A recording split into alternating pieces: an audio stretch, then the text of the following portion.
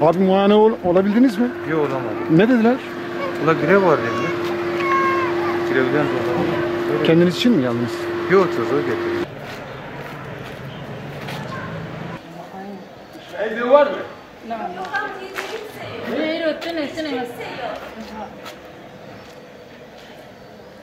Amca hiç kimse yok içeride. Yok hiç kimse yok. Biz tekiz burada. Tamam. Bunun için zaten her şey ortada. Benim dememe gerek yok. Şanlıurfa Sürek bu durum, o kritik durumda olduğu halde geçenler de greve gitmişlerdi. Şimdi de greve gitmişler.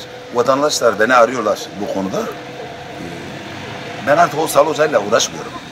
Yani onu defalarca söyledim, yetkililere söyledim, kaymakamlara söyledim. Bu 7 nolu Sağlık Ocağı'nda sıkıntı var yani. Bu kadar hastalık varken Sürek'te. Hele özellikle Sürek'te yani. İnan ki belki mahallelerde yani ne diyeyim belki bazı aileler var hasta olmuş adamlar hiç yani hastaneye gitmiyorlar. Aşı da olmamışlar. Biz milleti aşıya yönlendiriyoruz ve millete aşı olun diye rica ediyoruz, şunu yapıyoruz, bunu anlatıyoruz. Durum bundan ibaret. Yarın öbür gün Allah korusun düştüğümüz zaman aşılı olanların halı başka, aşı olmayanların halı başka, zaten her şey ortada. Biz kendilerini sağlık ocağında ya da bu aşı yerlerine yönlendiriyoruz. Bizim mahallede olan bizim bu doktor arkadaşların isteği ne olduğunu biz de anlamıyoruz. Yani bu devletin de buna, kaymakam da buna bir el atması lazım. Yani adamların bir hakkı var mı, yok mu? Yani burada bir sıkıntı varsa onu bilmiyorum yani. Gerçekten şu anda sıkıntılı. Bugün beni aradılar. Benim bilgim yoktu. Ben tazeledim. Beni aradılar. Dedi sağlık ocağına gitmişim. Hatta dedi ben CİMER'e de şikayet edeceğim. Yılmaz diye bir arkadaş beni aradı. Anası 70 yaşın üzerine. Aşı olmak için sağlık ocağına gitmiş. Oradan yapmamışlar. Tekrar geri göndermişler kendisini. Benim de bilgim yoktu. Kendisi beni aradı.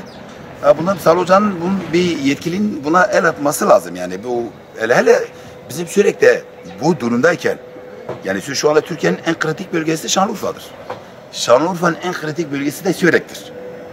Yani bu arkadaşların bunun yapması ben hayret kalıyorum. Yani grup sağlık başkanına ben buradan sesleniyorum. Yani kendisi hiç sağlık ocağına şu yapına bakmıyorlar kendileri.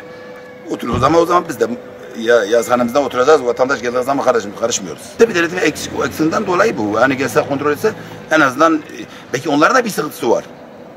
Sıkıntısı varsa onu dile getirsinler. Yani demiyorum ki illa bu haksızdır, bu rahatsız yani bu belki onlar da bir sıkıntısı var. En azından birebir kendileriyle görüştüğü zaman o sorunun çözülmesi lazım yani.